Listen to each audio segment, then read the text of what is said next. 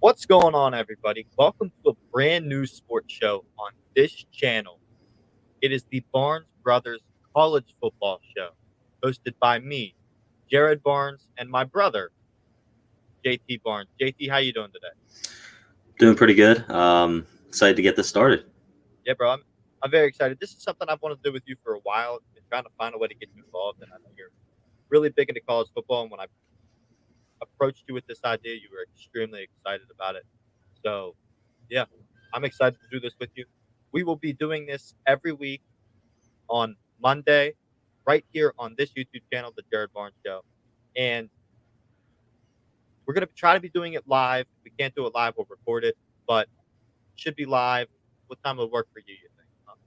Let's have a little meeting let's have a little meeting live on the podcast. Probably around I'm hoping 7, 8 o'clock every Monday night. Works for My me. time. My time. Yeah, your time. He is Eastern Standard Time. I am Central because he's in PA. I'm in Florida. A little time difference there, but so that works for me too. We can do that. We'll text about it, but a little live meeting on the show here.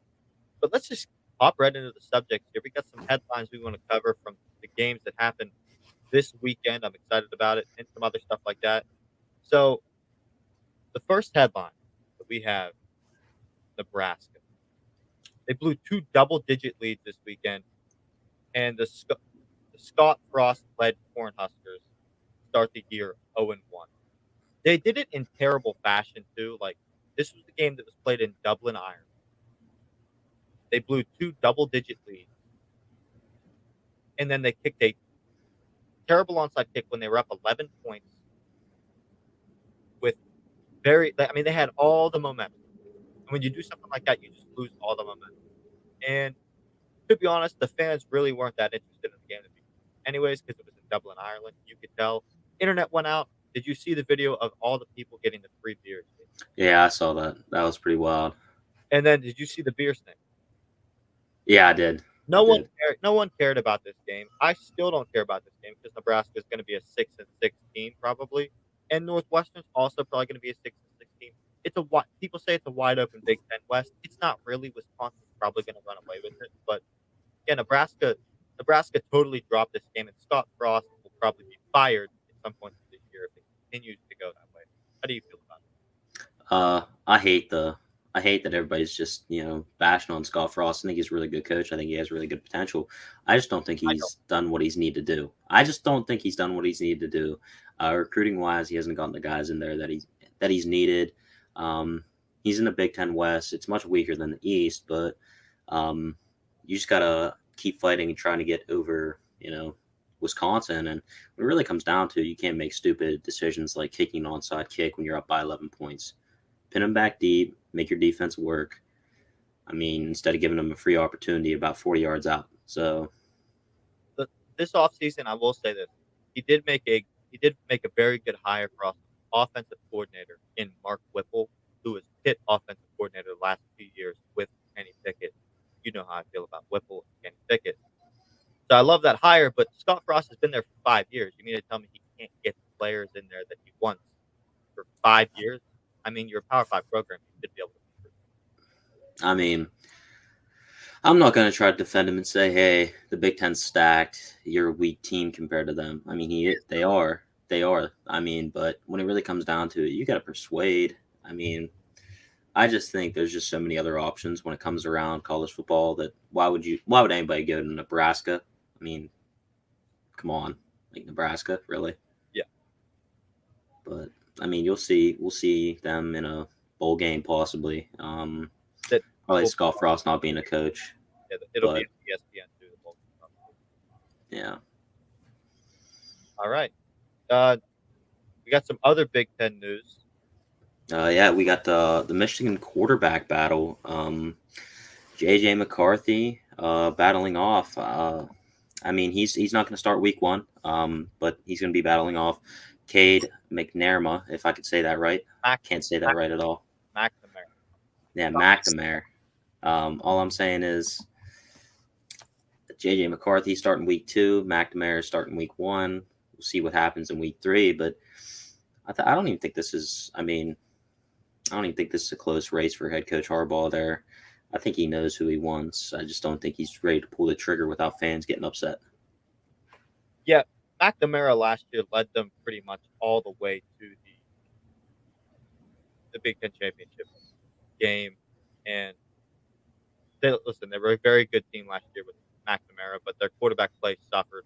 Their quarterback play has always lacked because they've always just had very average quarterbacks, and McNamara is an average quarterback. Yeah, JJ JJ McCarthy, McCarthy is not. JJ He McCarthy is not. has something different about him, and I personally would love if Michigan goes with him. This is the most interesting quarterback way to do a quarterback battle ever. Like normally you'll just see like opposite drives, which I think is very dumb. This one's very different, and I don't know who they play week 1 and week 2, but I think you have to take that into consideration with the quarterback battle, depending on how well they perform. I mean, they're both really weak teams. I can't remember who exactly they play, but they're both very weak teams. They're about the same though, those teams. So I mean, you can judge them. Personally, I do. If you really want to do two games, I do first half, second half. You saw that with Bama a while back. Do that with Jalen Hurts and oh, his name slipped my mind. Do with their Uh, no, Tua didn't beat him out. It was I can't remember his name, but he didn't end up being good. He ended up dropping down to Oh, you're talking about Blake Barnett when they Blake Barnett. Yeah, Barnett. Okay. yeah, they did half and half. I think they should, if they really wanted to do that. You don't have to make a decision after week one. I say you go, first half, McNair or however you say it. I'm not gonna be able to say that right ever. Yeah, he's McNamara. McNamara, and then you're gonna have you can have JJ McCarthy go the second half, and then you could do that the week after. And then if you want to really decide, hey, let's take a step forward week three, when you start getting some real competition for Michigan. I think that's what you go with. I just don't see the differences between week one and week two. I think whole games obviously are a good test, but I just don't see that being smart. I think you need to see both against each team because obviously there are different players, there are good players on both teams. So you'll see how they match up against those teams. They don't get the fair shot, fair shake, if you would. Yeah. And so week 1, Michigan plays the Colorado State Rams, and then week 2 they play Hawaii. So Well, you saw what just happened to Hawaii by Vanderbilt. So I mean, JJ McCarthy, you're gonna have a nice little breeze through them. yeah, Vandy whooped Hawaii. So that'll Yeah. be interesting to see. But we're gonna move on from that into our next segment, which is around the top 25, and it's interesting to do this segment right now because there's not a whole lot of news coming out from top 25 teams. 'Cause none of them have played yet. But because of that, we're just gonna highlight some of the best games that the top 25 teams are gonna be playing, and that leads us to the first game, the biggest game of the college football season in week 1. I mean, not really, but it is on Thursday. It is on prime time. It is the 17th ranked Pitt Panthers in the backyard brawl versus the West Virginia Mountaineers this Thursday. I'm very excited for this one. Pitt has a new quarterback in Keith Slovis, and listen, Pitt lost their offensive coordinator Mark Whipple. Pitt lost Kenny Pickett. Pitt lost Jordan Addison, but that's pretty much about it. This Pitt team has a lot of returning starters on both the offense and defensive side of the football. This will not be an offense that is very prolific. They will not. I don't know if they're going to be that high scoring this year, but they're going to be successful. That defense is going to be very good. This will be a fun game for me personally to watch, and it's awesome that ESPN is going to be there. College Game Day is going to be there. It's going to be a fun time in Pittsburgh on Thursday. I really wish I could be there, but I'm very excited for that game. I think it's going to be a fun game, and I think people are going to really enjoy that game. Yeah. Going into it, I mean, Pitt's I going don't to really. Pitt's going to whoop 'em. I think you're completely wrong there. WVU is going to pull out a win. That Yep. correct me if I'm wrong, but WVU had one of the best defenses in the Big 12 last year, and the Big 12 actually had some of the best defenses around college football. Not being talked about, but they have the best offenses too. They were looking pretty strong last year, but WVU has a decent defense. Like you said, the offense isn't going to be pro. I mean, it's not going to be great for Pitt, but when it comes down to it, JT Daniels is just going to do everything he can to take that win from Pitt, and I think he'll just pass all over him. That's a huge part. JT Daniels having his old offense coordinator that he had his freshman year at USC. I just don't see how Pitt's going to be able to take it. It's going to be a close game, but I think WVU wins by at least 3, maybe 7. But I think that's going to win by double digits. We're on yeah, opposite spectrums there. I mean, I'm right here. I'm right here between both Pitt and Morgantown. I rode when I was on my way down through. I drove through Morgantown, and the vibes were high. But I could just feel it in the air. They're not that confident. They're actually going to be able to beat Pitt. They're going to beat them. But hey, it is what it is. And I think WVU is going to look pretty good this year. I think they're going to be one of the top 4 teams in the Big 12. So JT Daniels is helping a lot out with that. I mean, he's just going to lead the ship, and I think he's going to have an amazing year in the Big 12. Yeah, we got some other games to take care of those. So in the top 25. Yep, and that's with the 23rd ranked Cincinnati Bearcats take on the 19th ranked Arkansas Razorbacks. It should be a good one. Arkansas coming out, good defense, had some great recruiting classes, good wide receiving core. I think it's going to be a real good game. Don't see Cincinnati being able to take that. I think Arkansas is just going to run the table on them. I think they're going to win by 17. Yeah, and the Bearcats lost a lot of starters on the offensive defensive side of the ball. I mean, they lost both corners in Kobe Bryant and Sauce Gardner. They lost their starting quarterback Desmond Ritter. They lost Jerome Ford, the running back. They lost Alex Pierce, a wide receiver for them. All guys that are going to probably contribute in the NFL this year, but like maybe even at a high level. But that's a lot of losses to deal with, and then your first game be against a very good, I mean, a very decent SEC team. So I don't think Cincinnati's going to be able to take it. It's going to be interesting to see, can they still, after suffering all those losses, show the world that they can still be a very, very good football team. If they go undefeated again after suffering all those losses, let's say they beat Arkansas this weekend. If Cincinnati goes undefeated again, I mean, you have to really consider Cincinnati as a minor powerhouse, like group of 5 teams, because See, they you already kind of are. you could say that, but when it really comes down to it, you got to look. They're going Hey, who are they playing? to, yeah, they'd still get dogged by like Bama or Georgia, but Yeah, they're coming to the Power Five soon, if the Power Five still exists when they get there. But more like the Power Three, but we'll see. yeah, Power Two. But Power Two, yeah. another fantastic game that's in the top 25 this weekend is number 2 Ohio State and number 5 Notre Dame. This is going to be a fun game, prime time, ESPN Saturday night game. Listen, it's a revamped wide receiver core kind of for Ohio State, but they return Jackson Smith and the Jigba. They have C.J. Stroud still, and to replace some of those wide receivers they have Marvin Harrison Jr. stepping up to the plate, the son of the legendary and Hall of Fame wide receiver Marvin Harrison. This is a wide receiver core that can take over the entire country and beat them. It's in preseason. I think it's number one, and this is Notre Dame's first regular season game without Brian Kelly at the helm, and the new head coach Marcus Freeman, who is able to retain all of the staff. Nobody followed Brian Kelly to LSU. The players wanted Marcus Freeman. They got Marcus Freeman, and the staff wanted Marcus Freeman. This is a team that could be kind of scary because, listen, nobody really ever believes in Notre Dame. Notre Dame gets a lot of hate. I don't like Notre Dame, but Me either. I really want to see Marcus Freeman succeed, just because I never liked Brian Kelly at all. I mean, I think he can go get 10 wins, but this is going to be a blowout. This is going to be an absolute blowout.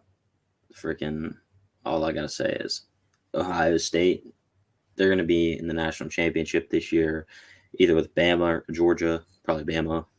Georgia ain't it, but um, I think this isn't even going to be a close game whatsoever. Notre Dame's just going to get blown out of the water. It's going to be a tough first week for them. They're going to bounce back. I don't know who they play week 2. That's also going to be a tough week for them, Here, regardless who they play. And I think they'll be able to bounce back though with Marcus Freeman. They definitely do have a good, with Brian Kelly out. It was time for a change, and I think they can do pretty good there now. But here's my question: can Marcus Freeman actually do what Brian Kelly never was able to do? Can he make Notre Dame an actual true?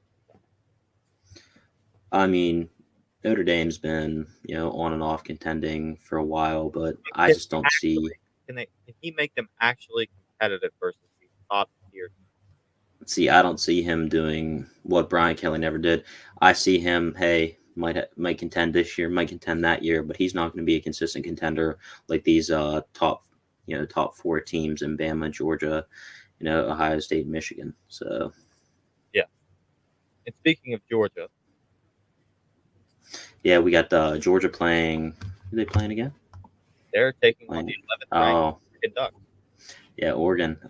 That's gonna be a good one. That's gonna be a fun one to watch, in my opinion. I think Georgia's gonna take that one too. I think they'll take it pretty good. But I'm excited to see Bo Nix at Oregon. A lot of people forgetting about him being there. Oregon definitely gonna be. I think they're either gonna. It's gonna be them or Utah that wins the Pac-12 over out west. Um, but it's definitely going to be them or Utah. It's going to be a good game. I think Oregon's going to have the same issues as Notre Dame. Going to come out struggling. Um, Georgia just too good. They're just too good for Oregon. Same with Ohio State over Notre Dame. I just don't see there being too much of a fight there. I think Georgia's going to put them down nice and easy and move on. Yeah, and I mean, you got to take into account that Georgia did lose a lot of starters. I mean, they won the national championship last year. They looked like an NFL team while doing it. But let's be honest, they lost a lot of starters on both the offensive and defensive side of the ball. They lost Pickens, they lost George Davis, they lost Nakobe Dean, they lost. I mean, the list goes on. There's a lot Yeah, of starters that they lost. Are they going to? I mean, they're a massive program. Can they do what Bama does every year when this happens to Bama? Can they just revamp, rebuild, and go on and keep being the team that they're going to be? I think they can. I yeah. think they are to that point. But the Ducks have to perform in this game. This is a big game for the Ducks because it's week one. This offseason, they lost their head coach, Mario Cristobal, who went back to Miami. And they did not get the invitation to the Big Ten Super Conference like UCLA and USC did. Oregon was not invited to that. So that's interesting to me because Oregon is a very large program in the Pac-12. So for them to not get the invitation to go at first and then giving it to UCLA first kind of said a lot to me. It said, and so this is a very big game for Oregon. If Oregon can pull the upset, it will only help themselves for the future. Who cares about this season for them? But it will only help themselves. And yeah, that's just that was around the top 25. I mean, there's some really good games this weekend. I'm very excited for them. And I there's some players on some of those teams that we're very interested in. And there's some of those teams that we're very interested in, obviously. That brings us into our next topic, players and teams we're following. JT, who's somebody that you are what's a player in the college football world this year that you're really gonna be paying a lot of attention? Let's go down to South Carolina. Got to look at Spencer Rattler. This is a huge year for him. I mean, I think he's going to have an amazing year. I don't see South Carolina competing in the SEC. It's just too strong right now. But it's going to be a big year for him. I believe Mike Leach is the coach down there, right? If I'm not mistaken. No, Um, he's Mississippi State, isn't he? State. Okay, yeah. Regardless, I think Spencer Rattler's just going to have a huge year. They had a pretty good recruiting class come in. They got some good weapons for him. He should be ready. If he fails this time around, I say we got to count him out, but you can't count out Spencer Rattler. He's a great competitor, and when it really came down to it, you look at his stats last year before he got benched for Caleb Williams. I mean, he was looking great up until that game he got benched. I Uh, wouldn't say he was looking great. He looked pretty average in a lot of games. I mean he's He playing got out like I said. he got out Big. by Jarrett Deggy in a West Virginia game. I'm just saying. I think he's going to have an amazing year this year, regardless of what's happened in the past for him. I think he's going to bounce back. Playing in the SEC, going to get him a little bit more competitive down there. I think his competitive side needs to come out more because you look at him, back since high school. All he's wanted to do is win. That's really all he's done. So Yeah. And anybody else you follow? I'm also going to follow. I mean, when it really comes down to it, Caleb Williams, his counterpart. You love jumping over to USC. Jumping over to USC. That's going to be huge. Followed his coach, Lincoln Riley, looking to lead the Trojans to a great year this year. I don't see it happening this year alone. I think they'll probably come in third to fourth in the Pac-12. But for sure, want to watch Caleb Williams. He has a great counterpart. Brought in some great transfers, as you know, and I think he'll have an amazing year. I just don't see him leading USC with that defense to a Pac-12 championship. yeah. I mean, it's gonna be tough, but we'll see. And anybody else? My last guy, got to follow JT Daniels, bumping over to West Virginia. We talked about him a little bit already. That's going to be huge, having his former offensive coordinator from USC come over. He's going to have a huge year this year. Playing in the Big 12, I feel like the Big 12 got a little bit weak this season. USC, with all the stuff that happened with USC, with Lincoln Riley bumping over, Caleb Williams bumping over. Texas got stronger. I don't see them competing. They're not back. They're far from it. And I just don't. I think WVU can have a run, but JT Daniels have a really good season and offensively light it up. Yeah, I'm also, and then I also got to keep my eye on. Go back to the Pac-12. Bo Nix, bumping over to Oregon. Everybody forgetting about it. Obviously, he's going to have a tough week one against Georgia, but I think he's played them. He knows what they're about. He's definitely going to have a great year there. He finally need to get out of Auburn. That was just hurting him more and more. He's playing that SEC West. That was too tough for him. I think the Pac-12 is going to fit him. I think he's going to slowly move in. He's got some good weapons there at Oregon. I think he'll have a great year. yeah. And those are some really awesome, talented players. I mean, you just love former Oklahoma quarterbacks in that conversation because you picked Caleb Williams and Spencer Rattler. But yeah, no, JT Daniels. I also have a former USC quarterback. Mine's Keith Slovis, the Pitt quarterback. He was a starter at USC. He took over for Daniels after he got hurt. Never gave Daniels back the job. Forced Daniels to transfer. Was a Heisman candidate in 2020 in the preseason, and then the Pac-12 didn't want to play football because they don't care about football. They care more about Masks. I won't go there. Hey, I won't go there. They care more about masks than they do about football. Hey, shout out. Hey, we've made it through COVID, bro. Shout out to. Hey, little round of applause. We made it through COVID, brother. Maybe not. We'll see. Somebody that I know just got COVID. So yeah, yeah, I know a few people who just got COVID myself. But I hope they do get better. Hopefully, we don't get canceled for that on our first show. But yeah, Pac-12 had a short season, so it kind of screwed over Keith Slovis. And then he kind of struggled a little bit towards the end of that season. And then last year he struggled mightily and then was replaced by Jackson Dart. And then Lincoln Riley came. I mean, he was going to transfer because of Jackson Dart anyways. Then Lincoln Riley came and Jackson Dart transferred. But I mean, let's be honest. Slovis has very, very talented ability with the ball. And he's been around for a long time. I mean, 2019 was his freshman year. This is like his fourth or fifth year. It could be exciting to see what he does, but Pitt doesn't need him to win games. Pitt has a lot of running backs on that roster that are extremely talented. They have a good offensive line. They have a tight end with really good run block. Pitt's going to be a team that's going to run the ball quite a bit. If he is just three-fourths of what Kenny Pickett is, because he has more natural ability than Kenny Pickett had. He's just three-fourths of what Kenny Pickett was. Pitt's going to be a contender and probably win the ACC. I'll stop you right there. Pitt definitely going to be good. I got Clemson coming back. Nobody wants to talk about it. Dabo Swinney going to get, he's a little angry. He's got some fire on him right now. He's definitely going to beat Pitt out, and he's going to have a great year. I could see them competing within the top 6 of college football towards the end of the season, but I'll leave that one there. Yeah, well, I mean, we'll see. I don't fully believe in. I mean, Dabo has lost his assistants, and I don't. Urban Meyer has showed me that there's 2 different types of coaches in the world. There's faces of programs, and then there's football coaches. And there's face of the program, and then there's Nick Saban. Yeah, I mean, Nick Saban is a different dog, but we'll see. Another guy I'm following. We'll just move on from that. Leave that one there for another day. Yeah, There's a lot to go down that rabbit hole, but another guy I'm following is last year's Blendikoff Award winner, Jordan Addison.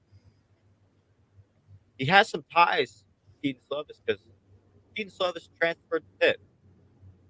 Addison was at Pitt and transferred to USC. So that's kinda hilarious, to be honest with you, that my back-to-back players are that. But, I mean, if you were the Blendikoff Award winner, that means you're voted best wide receiver in the nation, correct? Yeah. And he had some crazy competition to do that against last year. Jameson Williams, Garrett Wilson, Don't Jackson don't Smith-Njigba. don't believe that he was the best wide receiver in all of college football. It was easily Jameson Williams, maybe even John Mechie, but I'll leave that there. You think Mechie's better than him? Oh yeah, easily. John Mechie is a dog. And that's why you got a Bama flag hanging behind you, bro. All right, man. We have the top five. Well, we probably have like at least two of the top five receivers every year, but Yeah, alright. But, like, he was the Blendikoff Award winner last yeah, it and the is only time impressive anybody talked about him this offseason is when the whole fiasco of the NIL thing happened, where Yeah, USC kinda maybe tampered with him, but now tampering's kind of legal because of NIL, and because of that, it's very frustrating for me because 'cause I'm a Pitt fan. I wanna see Addison succeed, though, because he is a Pitt boy, he will forever be I mean, as a Pitt fan, I'll forever welcome him back, visit, and see the university and anything like that. I'm not gonna be like some people that said he should go kill himself, because that's just toxic, and I think that stuff's ridiculous, but listen, I'll be intrigued to see if Addison can continue that production. He's got Caleb Williams at his quarterback. He's in a Lincoln Riley offense. I mean, he could be phenomenal. And, you know, if he does pick up where he left off last year, he will immediately stamp his name as the top 15 pick in the NFL draft. for sure, for sure. And but the third person that I'm following is a name that maybe some people haven't heard of until this weekend because he was he was the quarterback for the team that kicked off the college football season. They literally had the first game of the college football season, and that was Western Kentucky. I'm following their quarterback, Austin Reed. For the last few years, Austin has played at Division II West Florida, which is only like 5 minutes down the road from where I go to school in Pensacola. I go to Pensacola Christian College. He went to West Florida. We've met, we've had conversations. He is an awesome dude, right? He won a national championship in 2019. That was his first season at UWF. That was UWF's fourth season as a football program alone. That's the difference maker that he was for that team. He's an extremely decorated passer. If you want to look at awesome highlights for fun, you should look up the 2019, not just you, JT, but you as the listener should look up the 2019 highlights of the D2 National Championship. Just Google Austin Reed National Championship highlights. Listen, the guy can sling the football around. He's an extremely decorated passer. He only played at UWF for 2 years because their 2020 season was canceled due to COVID. Tyson Helton, the head coach of the Hilltoppers, said that he picked Austin because he knows he'll get the job done. He does not need Austin to be a star, and that's probably good for Austin to feel that way. He's got 2 years of eligibility left. He had to beat out a former D1 transfer quarterback from West Virginia, Jarrett Deggy, to get the job. I don't know what his leash will look like. Listen, he's not gonna be Bailey Zappi if you're a WKU fan. He's not gonna be Mike White. He's not gonna be Dennis Browder. He's talented. He's very talented, though. And over the last decade, Western Kentucky has had a lot of talented quarterbacks playing in playing there. Like, they have had some very talented quarterbacks. And another player that I'm keeping my eye on is Clemson backup quarterback Cade Klubnik. He's the backup for Dewey for it's a tough name to say. For DJ Uyangalele. He's a very athletic dude, and he has a talented arm. And if DJ struggles at Clemson this year, which will probably happen because last year he had the lowest passer rating of any starting quarterback in the ACC. So shout out DJ for being very unsuccessful last year. But Clemson could very easily turn the reins over to Cade Klubnik because they've been in situations like this before, where Deshaun Watson was the backup quarterback for I cannot remember his name in 2014, where Trevor Lawrence backed up Kelly Bryant his freshman year, and then 4 games in, he took the job from him, and they won on them with the national championship. I'm not saying Cade Klubnik could be that for Clemson, but I'm keeping my eye on him because I do expect him to get playing time. And to be honest, I do expect DJ Uyunglele to struggle. I do expect Cade to take his job at some point in this season. Uh, I have to disagree with you there just a little bit. I think DJ is going to thrive this year. I think he's going to have a much better year. I think Dabo is really going to get behind him, support him, do whatever he needs to get him out there because DJ is a special ball player. Nobody has really seen it in college football, but he's just a freak athlete. He can run the ball, he can sling it a mile and a half.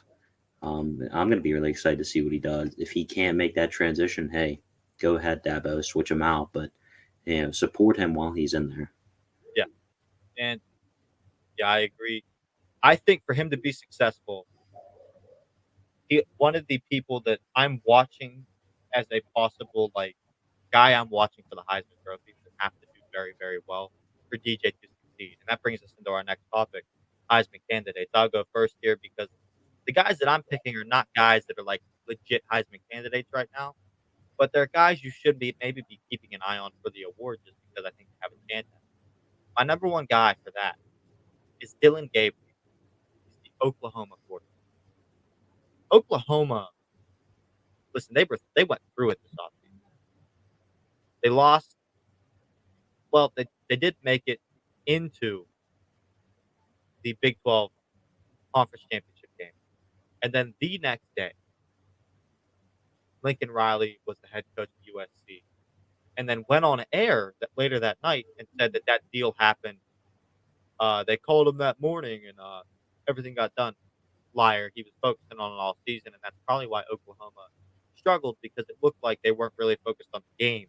What they were focused on is Lincoln Riley was focused on getting that contract with USC, which hey, they paid him a lot of money, so it'd be tough to turn that down. But listen, Oklahoma's in shambles. They have a new head coach in Brent Venables, and Dylan Gabriel is the former UCF quarterback. He has not played at a Power 5 level. He's from Hawaii. He was he came in when Mackenzie Milton lost his job, right? We all remember Mackenzie Milton. What a fantastic story he was. Listen, he's Mackenzie Milton. He's Mackenzie Milton's guy. He comes from the same area as Mackenzie Milton. And not only is he transferred to Oklahoma to take the next step and maybe possibly become a very well respected and known quarterback at the college ranks. He came to Oklahoma, and then UCF also ended up coming. Not UCF. UCF's offensive coordinator that was there with him last year followed him to Oklahoma, and that's big for Dylan Gabriel. It gave him the jump at Oklahoma because he already knew the offense. So I'll be excited to see what he can do. Number two, I got Braylon Allen. He's a running back from Wisconsin. It will be listen. Last year he was a freshman and he was a dominant freshman. And if Wisconsin wants to win the Big Ten West, it's going to be on the back and the legs of Braylon Allen. At number three, I have Will Shipley from Clemson. He's their running back. He's like a Christian McCaffrey dude. He's going to be a dominant running back for them. I'll be intrigued to see how good Clemson will be because really dependent upon how good Clemson will be will pretty much depend on how good Will Shipley is at running the football because they're going to need him to carry the rock maybe 25 times a game for them to win. Because I don't believe in DJ. So if Will is that guy, Clemson will be good. At number four, I got Will Levis, the Kentucky quarterback. I just think he's a dark horse. I think he's a very talented guy. I think he could end up being a first-round draft pick in this NFL draft, which makes me think he could be possibly a Heisman contender. And then Jackson Dart is my fifth guy because he's very athletic. He's got Lane Kiffin, and because of that, at Ole Miss, he'll be fun to watch as well. So, who's your Heisman candidates, bro? Uh, I mean, this is just I'm a Bama fan. It's got to come down to this. I got Bryce Young. He's obviously my top guy. Just came off a Heisman win. That's just an easy pick. Everybody knows that. Hey, go out and get you a second one. Then I'm going to bump over. I'll go to USC. Caleb Williams should have been up there last year. He's a beast. He's going to have a great year at USC. Again, don't think that he's going to lead them to a Pac-12 championship or anything. Going to have a great year though, especially with Jordan Addison at the helm. Number three, this might surprise some people, but we had Devontae Smith win a few years ago. I got Jackson Smith Najigba. Um, I think he's going to light it up. I think he's going to have a really great year. And I like your Will Shipley pick. I'm not going to go there, but I think that's just a phenomenal pick. Also got Will Anderson, my number four. For obvious reasons, I think he should have been in it over Aiden Hutchinson last year. People will disagree. People will agree with that. That's a tough subject to gauge. But I mean, he's really good. And honestly, my number five, got to go back to Spencer Rattler. Uh, Obviously, you guys can tell I love Caleb Williams, Spencer Rattler. I believe in both of them. Spencer Rattler, I think, is going to have a phenomenal year. I think he's going to have some great numbers. Going to have a tough go at SEC defenses, but I think he's going to thrive under the pressure. I think he's going to get the job done. I think he's going to have a lot of passing yards and a lot of touchdowns. I'm honestly shocked you didn't put Will Anderson. Oh, I said Will Anderson. Did you He's listen? my number four. Yeah, he's in there. I would like to add Will Shipley, but I just think he's right on the outside. I think he's a number six. Will Anderson at four. Just to break it down, I got Bryce Young at one, Caleb Williams at two, Jackson Smith Najigba at three, Will Anderson at four, and then I got Spencer Rattler at five. I think those are I think those are going to be the top five guys in college football. I don't think anybody can disagree with me. I think it's just going to be an amazing year for all five of them.